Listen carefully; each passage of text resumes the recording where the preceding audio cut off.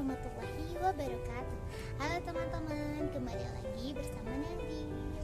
Nah, dalam video kali ini Nadia akan membahas seputar mata kuliah riset aksi. Mungkin teman-teman udah pada tahu ya, atau ada beberapa yang tahu mengenai riset aksi. Nah, dalam video kali ini Nadia akan menjawab beberapa pertanyaan terkait soal mata kuliah riset aksi. Nah, sebenarnya video kali ini pun dibuat untuk ujian tengah semester mata kuliah riset aksi dan akan di-upload di YouTube channel kelas.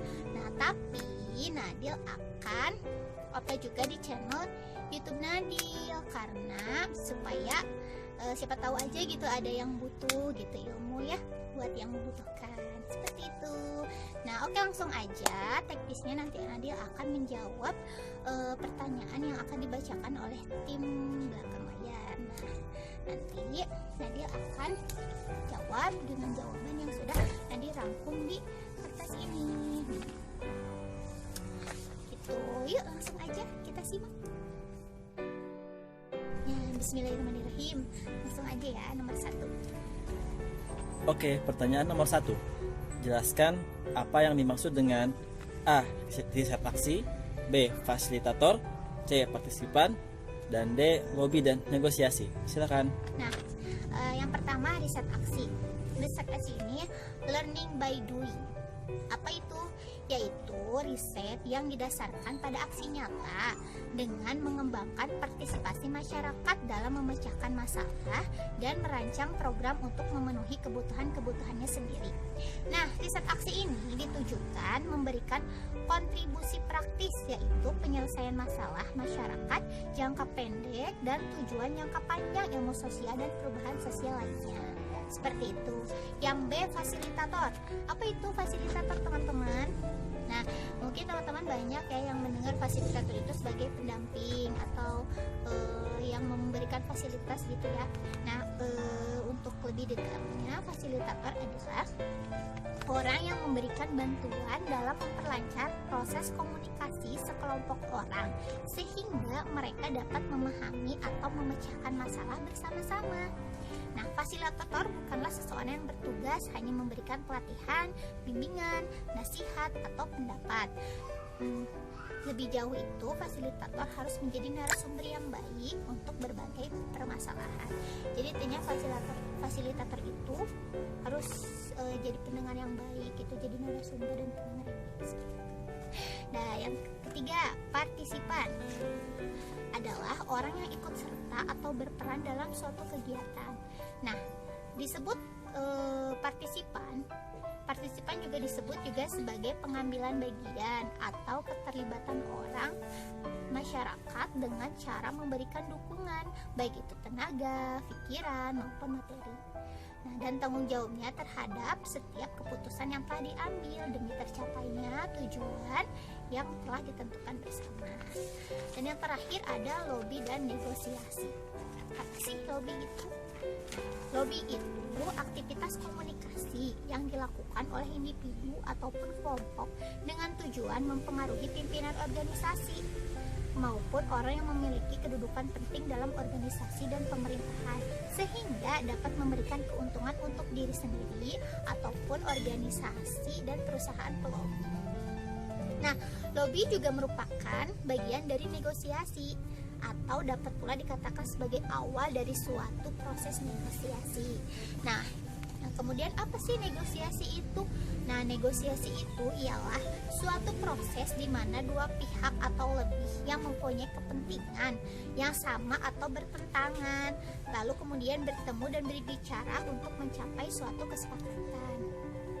Nah, negosiasi ini bersifat resmi, teman-teman, dan melibatkan pihak lawan dalam menentukan waktu dan prosesnya. Jadi nggak gimana kita gitu ya. Jadi harus gimana dua orang gitu. Sedangkan lobby bersifat tidak formal atau tidak resmi dan dapat dilakukan di luar forum. Seperti itu. Lanjut ke nomor 2. Nah, lanjut ya ke nomor 2. Di sini pertanyaannya, kenapa relasi belajar riset aksi harus subjek-subjek?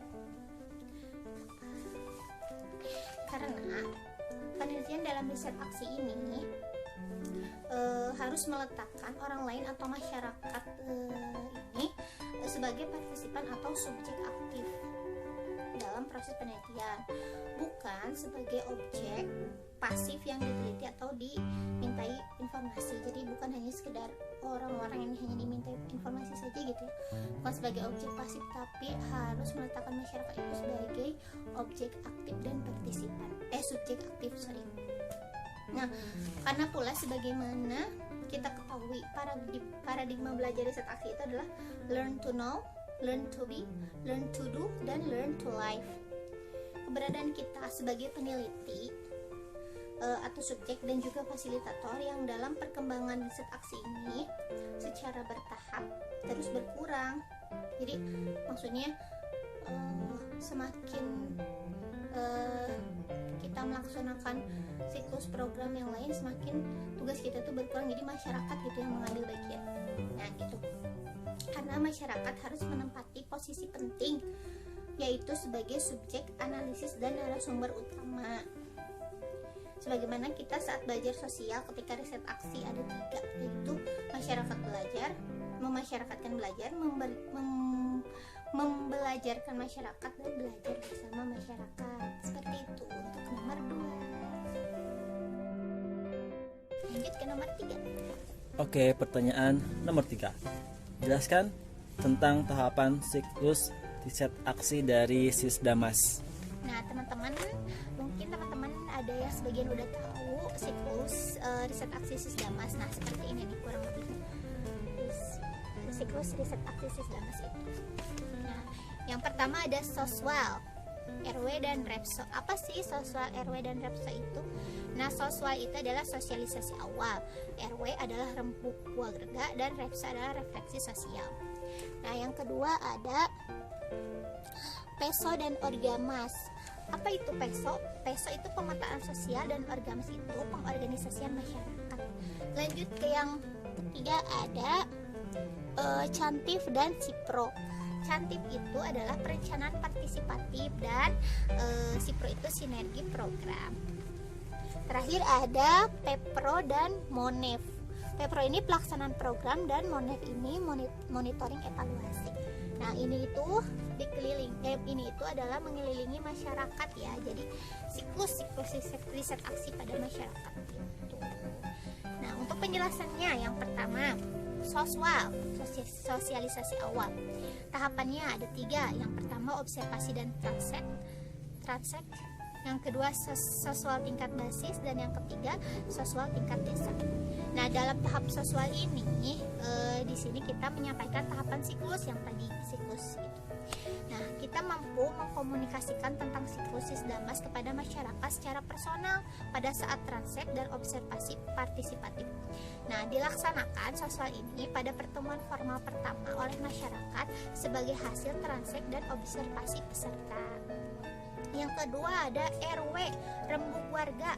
Nah, dalam rembuk warga ini masyarakat harus terlibat dalam proses tahapan tersebut, yang dimana ada menerima dan komitmen sama dengan aksi. Nah, rencana kerja tindak lanjut menggunakan pertanyaan 5W dan 1H. Nah, proses tahapan RW ini ada amati, renungkan, lakukan, evaluasi, dan modifikasi. Dan yang ketiga ada refso, refleksi sosial. Nah, dalam refso ini kita membutuhkan file data-data menjadi referensi ya.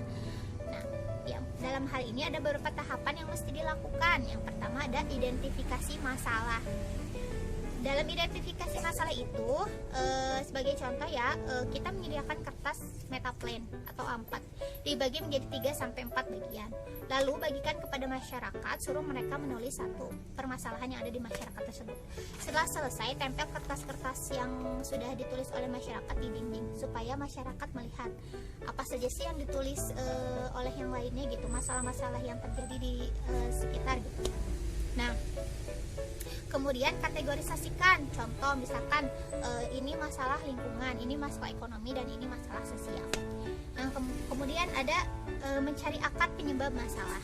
Nah, gunakan kata tanya why, kenapa gitu, kenapa ada masalah ini gitu. Nah, kebanyakan akan masalah ini adalah moral seperti itu. Yang ketiga ada indikator keberdayaan menurut masyarakat. Terus kita tanya kepada masyarakat, mencari tahu keberdayaan masyarakat. Apa sih, siapa sih orang yang berdaya itu? Bagaimana sih orang yang berdaya itu? Mereka sanggup gak jadi orang yang berdaya gitu? Tanya kepada masyarakat. Namun intinya dalam indikator keberdayaan itu biasanya adalah kemajuan moral. Yang keempat ada harapan masyarakat. Tanyakan harapan masyarakat, harapan pada diri sendiri, harapan pada masyarakat sekitar, dan pemerintahan. Dan yang terakhir ada menyusun RKTL, rencana kerja tingkat lanjut. Nah, tanyakan kapan bertemu dan berkumpul lagi. Jadi nanti setelah itu akan ada pertemuan-pertemuan selanjutnya. Adapun substansi refleksi sosial ini adalah menggabungkan rasionalitas dan menumbuhkan nilai-nilai kemanusiaan. Yang keempat teman-teman ada PESO, pemetaan sosial. Nah, pemetaan sosial ini yaitu proses penggambaran masyarakat yang sistematik. Lalu kemudian di dalam tahapan ini ada pengumpulan data dan informasi profil dan masalah sosial masyarakat. Nah, data yang dibutuhkan tuh apa aja sih? Yang pertama ada potensi, yang kedua ada masalah, dan yang ketiga ada kebutuhan. Nah, contoh dalam PESO ini, satu, membuat peta tematik. Peta tematik itu isinya data yang sudah divalidasi, kemudian ditabulasikan, membuat tabulasi data, lalu menggunakan triangulasi data saling mengkonfirmasi, lalu kemudian membuat organisasi masyarakat, dan kemudian setelah itu data yang sudah jadi dan ada berikan kepada orgamas tersebut, organisasi masyarakat tersebut. Nah, kemudian yang kelima ada orgamas, jadi ya organisasi masyarakat. Nah, di orgamas ini masyarakat siap menjadi duta pemberdayaan tersebut gitu. Kalau misalkan si A, si B, si C sudah terpilih gitu menjadi menjalankan organisasi tersebut, mereka harus siap menjadi duta pemberdayaan. Nah, dalam orgamas ini ada beberapa tahapan. Yang pertama, memilih organisasi yang relevan dan sehat. Organisasi yang sehat itu yang seperti apa sih? Yang seperti mengetahui, jadi setiap orang mengetahui peran-perannya gitu, peran-peran dalam organisasi tersebut. Kemudian identifikasi tokoh kunci, pilih salah seorang sebagai tokoh kuncinya. Lalu ada menggerakkan orgamas. Nah, membuat orgamas ini semakin aktif dan berkembang dalam memberdayakan lingkungan sekitar. Lalu kemudian ada membangun komitmen pemberdayaan. Dan yang terakhir ada menyusun RKTL dari data yang sudah diberikan di atas. Organisasi yang baik dan sehat itu ada seperti ada ketua, wakil, sekretaris, bendahara, dan bidang-bidang lainnya. Jadi tersusun rapi. Nah, itu baru yang disebut organisasi yang baik dan sehat. Kemudian ada cantif, perencanaan partisipatif. Dalam tahapan ini ada beberapa hal ya. Yang pertama, melaksanakan dan menciptakan program. Jadi kita tuh apa sih, kayak mau bikin program apa gitu. Terus membuat dorantif, dokumen perencanaan partisipatif. Nah, dalam suatu program harus ada beberapa kegiatan. Contoh, program 3M, masker, mencuci tangan, dan menjaga jarak. Karena kan saat ini sedang marak wabah COVID-19. Nah, kan itu program tuh 3M. Nah, kegiatannya, satu, membagikan masker.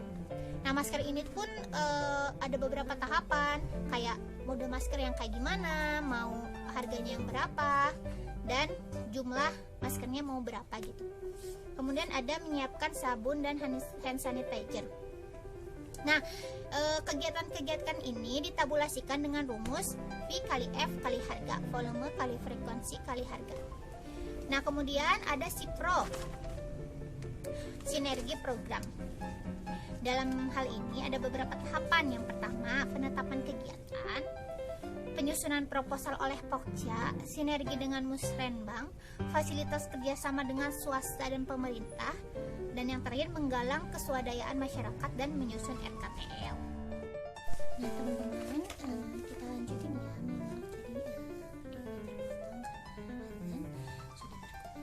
Sekarang kita ulangi lagi dari Pemprov ya, pelaksanaan program. Nah, di mana dalam kegiatan ini atau dalam tahapan ini kita melakukan beberapa hal. Yang pertama ada pembagian tugas, tim pelaksana dan tim pengawas dibagi menjadi 2 ya. Lalu kemudian ada mengadakan sosialisasi kegiatan. Lalu pelaksanaan program secara partisipasi. Jadi seluruh warga menjadi partisipan gitu. Lalu membentuk organisasi pemelihara program, dan yang terakhir menyusun RKTL. Nah, untuk tahapan selanjutnya yaitu tahapan yang terakhir atau siklus yang terakhir ada monitoring evaluasi. Di mana jika melakukan monitoring evaluasi ini kita dan masyarakat sekitar menggunakan analisis SWOT. Nah, dalam tahapan ini kita perlu melakukan beberapa kegiatan. Yang pertama adalah rembukan warga untuk monitoring evaluasi ini oleh organisasi masyarakat itu sendiri. Lalu kemudian laporan tim pelaksana dan pengawas. Nah, tadi kan udah dibentuk tuh tim pelaksana dan tim pengawas. Lalu kemudian mereka melaporkan hasil evaluasi yang telah kegiatan-kegiatan yang telah dilakukan oleh masyarakat sekitar. Lalu kemudian menyusun rekomendasi, refleksi bersama, dan yang terakhir menyusun RKTL. Seperti itu. Jadi intinya teman-teman dari nomor 3 ini kita dapat ketahui ya bahwa pemberdayaan yang berhasil adalah ketika semua tahap sudah dilaksanakan dan kita sebagai fasilitator itu menjadi orang asing kembali gitu. Jadi udah keluar dari warga itu gitu. Jadi kita bukan jadi fasilitator lagi, tapi kita menjadi orang asing lagi. Nah, ketika kita menjadi orang asing lagi dan kembali, program-program yang telah kita buat bersama masyarakat itu dan kegiatan-kegiatannya pun masyarakat terus berlanjut gitu. Jadi program dan kegiatannya terus berlanjut walaupun sudah tidak ada kita di situ sebagai fasilitator gitu. Jadi masyarakat sendiri yang menggerakkan dan dilakukan oleh masyarakat itu sendiri seperti itu. Itulah pemberdayaan yang berhasil. Nah, lanjut kepada nomor 4 ya teman-teman. Nomor terakhir. Pertanyaannya, Nabi Yusuf alaihissalam merupakan salah satu nabi yang diberikan kemampuan dan keberdayaan atau empowering dengan menyusun rekayasa sosial mewujudkan keadilan ekonomi bagi masyarakat Mesir sebagaimana terungkap dalam Al-Quran ayat 54 dengan konsep at-tamkin. Nah, di sini perintahnya adalah tonton dan pelajari kisah Nabi Yusuf alaihissalam, kemudian analisis adat tentang film tersebut dalam perspektif pemberdayaan. Kemudian susun tahapan dakwah pemberdayaan yang dilakukan oleh Nabi Yusuf. Di sini dosen mata kuliah riset aksi yaitu Bapak Ronas telah mengirim beberapa link film Nabi Yusuf di YouTube, di mana di situ ada 34 episode yang harus kita tonton dan pelajari. Nah, analisis saya terhadap film tersebut yaitu dibacain aja ya karena sudah ditulis. Nah, kisah dalam film ini bermula ketika Nabi Yakub alaihissalam berdakwah dan menyebarkan kitab Samawi atau kitab Tauhid kepada penduduk Mesir yang saat itu mereka percaya kepada Ishtar Agung. Nah, Ishtar Agung ini adalah patung atau disebut dewa gitu ya sama penduduk masyarakat itu. Nah, di mana si Ishtar Agung itu di dalam kuil itu ada yang bernama Ishtar. Kayak Ishtar itu kayak disebut sebagai kayak tabib gitu atau bidan gitu. Soalnya masyarakat kalau misalkan anaknya sakit atau siapapun yang meminta pertolongan gitu untuk kesembuhannya pasti pergi ke kuil Ishtar Agung dan meminta tolong kepada si Ishtar ini gitu. Nah, bersamaan dengan itu Nabi Yakub kan punya istri 4. Nah, salah satu istrinya itu adalah ibunda Rahil. Nah, di mana Rahil ini akan melahirkan. Nah, Rahil dan Nabi Yakub ini sudah menantikan kedatangan anak yang dikandungnya itu selama 11 tahun. Jadi selama 11 tahun mereka menantikan buah hati mereka ada di muka bumi ini gitu. Jadi Allah ngasih anak gitu kepada Nabi Yakub dan ibunda Rahil setelah mereka menunggu selama 11 tahun lamanya. Nah, saat itu perselisihan antara Nabi Yakub dan Ishtar si bidan kerajaan ini terjadi di mana waktu Nabi Yakub dakwah gitu ya, menyebarkan agama samawi ini. Kan beliau kan apa tuh namanya teh, mengkritiki si Istar Agung gitu. Kenapa kalian menyembah patung atau berhala buatan kalian gitu. Nah, membuat si Istar ini marah gitu, dan orang-orang kuil marah. Nah, Istar bilang, terkutuklah kau Nabi Yakub dan sekeluarga gitu. Nah, jadi pas Ibunda Rahel mau melahirkan itu, kondisinya sangat buruk. Nah, masyarakat tuh berkumpul di depan rumahnya. Lalu masyarakat bilang, kayaknya ini Ibunda Rahel ini dapat kutukan deh dari Istar Agung gitu. Yang mana dulu Istar pernah bilang gitu. Nah, setelah itu karena Ibunda Rahel pingsan dan tidak bisa melanjutkan untuk melahirkan gitu ya, jadi kondisinya amat buruk. Sedangkan Nabi Yusuf pergi gitu, bukan bertapa ya istilahnya, pergi menyendiri dan berdoa meminta bantuan kepada Allah. Ya Allah, jika memang ini takdir untuk anak dan istriku, tolong hamba ikhlas, tetapi intinya mah kita sedang ada perselisihan. Aku hanya ingin kau memberikan mukjizat gitu ya, maksudnya seperti itu. Nah, karena kondisi Rahel semakin buruk, ayahanda Ibunda Rahel ini bingung gitu ya. Jadi dia tuh kayak, masyarakat udah minta tolong aja ke si Istar gitu, Istar lebih dan paling ini gitu, bagus gitu. Nah, terus si bapaknya Rahel itu termakan omongan masyarakat dan memanggil Istar. Nah, pas Istar datang tuh ke rumahnya, Nabi Yakub pun ada datang gitu, selesai menyendiri itu katanya, aku tidak perlu bantuanmu, aku punya Tuhanku gitu, kata Nabi Yakub. Setelah perselesaian itu pokoknya Istar pulang lagi ke kuil dan dia muja-muja lagi kayak muja-muja Istar Agung gitu, kayak terkutuklah cenah Rahel dan anaknya gitu-gitulah pokoknya ya. Dan Nabi Yakub terus berdoa. Nah,